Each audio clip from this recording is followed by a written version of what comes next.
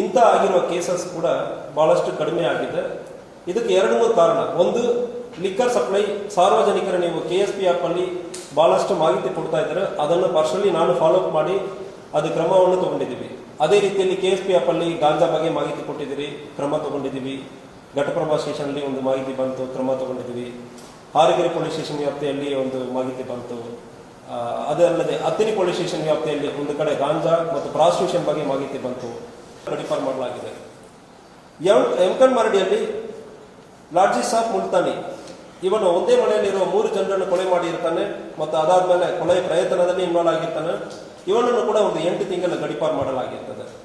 ಅದೇ ರೀತಿಯಲ್ಲಿ ಯಮಕನ್ಮರಡಿಯಲ್ಲಿ ಪಾರಿಸ್ ಪ್ರಶಾಂತ್ ಸುರೇಶ್ ನಾಶಿಕುಡಿ, ಆನಂದಪುರ ಹತ್ತರ್ಗಿ ಇವನು ಒಂದು ಕೊಲೆ ಕೇಸಲ್ಲಿ ಇನ್ವಾಲ್ವ್ ಆಗಿರ್ತಾನೆ ಮತ್ತು ರಯಾಟಿಂಗ್ ಅಲ್ಲಿ ಗುಂಪು ಸೇರ್ಕೊಂಡು ಗಲಾಟೆ ಮಾಡುವುದರಲ್ಲಿ ಕೂಡ ಇನ್ವಾಲ್ವ್ ಆಗಿರ್ತಾನೆ. ಇವನನ್ನು ಕೂಡ ಒಂದು